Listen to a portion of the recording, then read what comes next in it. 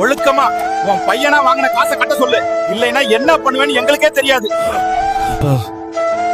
பச்சையப்பா, இந்த பாழா போன தறிய ஒட்டி நம்ம எப்படா இந்த கடனை கட்டி முடிக்கிறது? பேங்க்ல லோன் கீன் ஏதாவது தருவாங்களான்னு கேட்டு பார்க்கலாமா?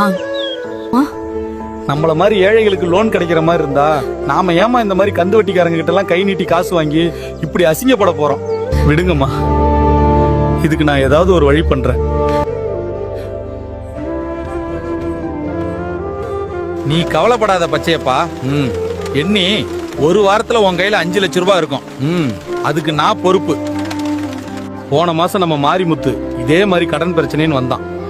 ஒத்த கிட்னி கொடுத்து மொத்த கடனையும் அடிச்சிட்டு நிம்மதியா இருக்கான். நம்மள மாதிரி ஆளுங்களுக்கு ஆண்டவன் 2 கிட்னி கொடுத்ததெல்லாம் எதுக்குன்னு நினைச்ச? ஒரு கிட்னியை வித்துட்டு ஒரு கிட்னியை வச்சு வாழறதுக்கு தான் பச்சையப்பா. என்ன மோனே, என் கடனை எல்லாம் கட்டிட்டு நானும் எங்க அம்மாவும் நிம்மதியா இருந்தாலே போதும். இங்க பாருடா, பச்சையப்பனோட கடன் பிரச்சனையை சாக்க வச்சு ஒரு வழியா அவனை கிட்னி கொடுக்க சம்மதிக்க வச்சுட்டேன். உன் டாக்டர் கிட்ட சொல்லி முழுசா 10 லட்ச ரூபா வாங்கி கொடுக்க சொல்லிரு. காசை பத்தி எல்லாம் அவன்கிட்ட யாரும் மூச்சு விடக்கூடாது, புரியுதா? அதெல்லாம் பண்ணிக்கலாம்னா அப்படியே என்னையும் நல்லா கவனிச்சிருங்க. சுமார் 5 வருடங்களுக்கு பிறகு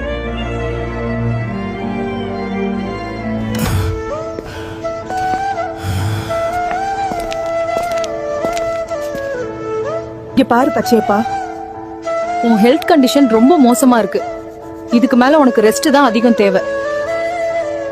இனிமே நீ ரொம்ப அதிகமான வெயிட்லாம் தூக்க கூடாது. முன்ன மாதிரி ஓடி ஆடியெல்லாம் வேலை செய்ய முடியாது. முதல்ல உன் உடம்ப பாரு. சம்பாரிச்சு சாப்பிடுற காலம் போய் இப்ப வாங்கின கடனை கட்டுறதுக்காக ஓடிட்டு இருக்குங்க மேடம். உடம்பு கண்டிஷனை பார்த்தா கடனை கட்ட முடியாதுங்களே. நான் வர்றேங்க மேடம்.